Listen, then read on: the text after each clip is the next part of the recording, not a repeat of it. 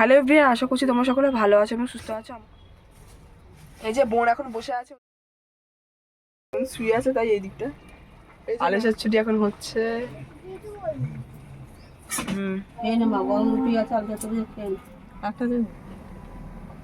তুমি যাবে আমার সাথে, আমাকে ছাড়তে যাবে না? তুমি কখন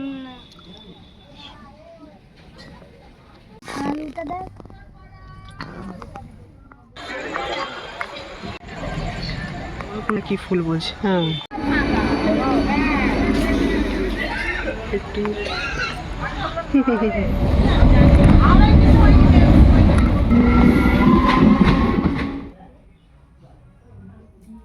8টা কচুরি আছে না? 8টা 6টা হবে, যাই।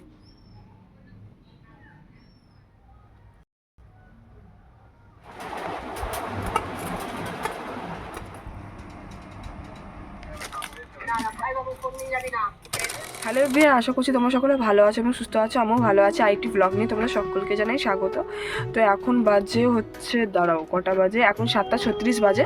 তো এখান থেকে ভিডিওটা শুরু করছি। যা করবো আজকে হচ্ছে সেকেন্ড দিন। আজকে ঘরে আছি, দেখি আজকে ঘরে চলে যেতেও পারি, নাহলে থাকতে পারি, দেখা যাক কি হয় পরে। আবার সকাল থেকে তো বৃষ্টি পড়েছে, কালকে বিশাল বৃষ্টি পড়েছে, এত বৃষ্টি পড়েছে, বিশাল খুব ঝোড়ো হাওয়াও দিয়েছে, প্লাস বৃষ্টিও পড়েছে।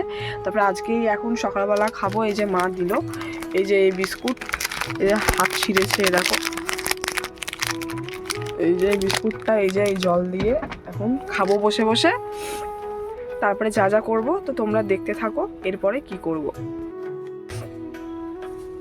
এই যে বোন এখন বসে আছে, ওই যে মা আছে, মা তো কাজে যাবে বলছিল, কালকে বৃষ্টি পড়েছে, ঘর পর পুরো একেবারে ভিজে গেছে, তো সেই জন্য। আর আমিও আছি, তাও ছাড়া। তারপরে জানি যদি আজকে যদি চলে যায় আর দেখা হবে না, কথা হবে না। সে মা তো আসে বলতে গেলে একেবারে তখন কটা বাজবে, 11টা বেজে যাবে। আমি তার আগেও যেতে পারি বা পরেও, কোনো ঠিক নেই, বৃষ্টির ওপর ডিপেন্ড করছে যে কখন বেরাবো। তো আবার তো দেখছি হালকা হালকা রোদ উঠছে, আবার রোদের কোনো গ্যারান্টি নেই। এই 2-3 দিন আকাশের ওয়েদার প্রচুরই খারাপ বলতে গেলে।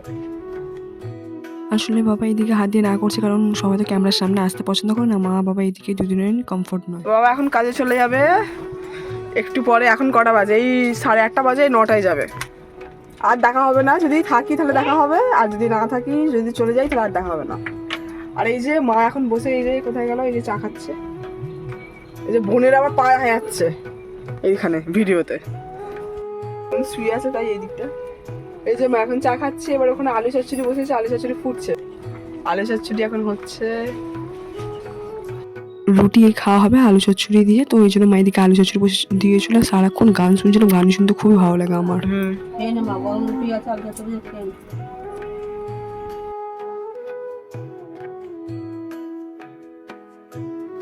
ডিমটা বলতে গেলে এই সেদ্ধ আর কি, মা একটু আগে করেছিল, তো এই দিল। রুটি খাওয়া হয়ে গেছে, আর তরকারি আলু চচ্চড়ি আর কি পড়ে আছে।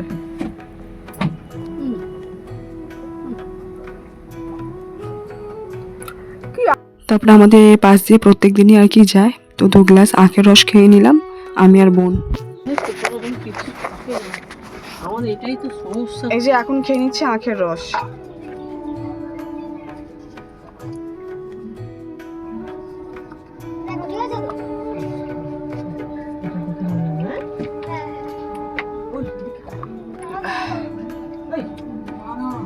আলু যদি খারাপ হয়ে যায়, একটু পচে যায়, সেটাকে না ফেলে আলুটাকে গ্রেট করে ওর মধ্যে একটু আদা রসুন দিয়ে, বেসন দিয়ে, লঙ্কাও পারলে তোমরা দিতে পারো, দিয়ে ভাজবে সামান্য, কালো জিরা দিতে পারো।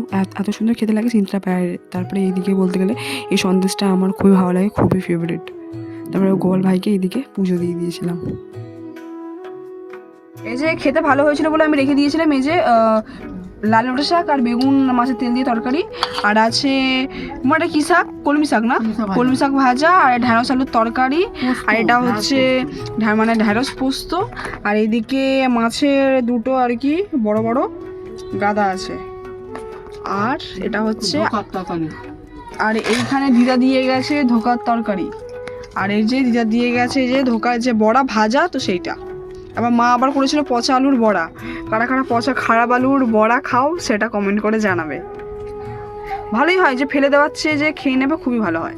তো আজকে ছিল এই মেনু। এই যে বোন খেতে বসেছে এইখানে, এই যে মাও খেতে বসে গেছে অলরেডি, ওটা আমু এবার খাবো।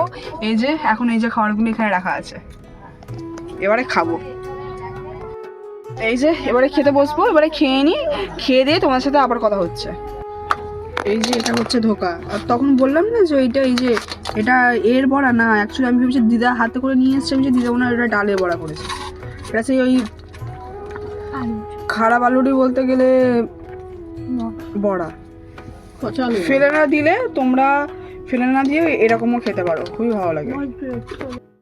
তারপরে এদিকে খেয়ে দিয়ে রেস্ট নিয়ে তারপরে এসেছিলাম স্টেশনে। মা ছাড়তে এসেছিলো আমাকে, আর বোনকে বললাম আমাদের ঘরের সামনেই বলতে গেলে স্টেশন, তো ওকে বললাম তো টিকিটটা কেটে আন, তো 5 টাকা বলতে গেলে। তো যাই হোক, তারপরে এইদিকে ট্রেনটাও চলে এলো। আর ট্রেনের টাইম কী বলতো 3:30, কখনও আমি একদিনই বলতে গেলে 3:30 পেয়েছিলাম, বাদ বাকি দিন 4টে, 4:10 বা 4টের আগে পরে এরকম পাওয়া যায়। ঠিক আছে, তারপর ওইখানে বলতে গেলে 5টার সময় আর কি পৌঁছে যায় যেখানে যাওয়ার।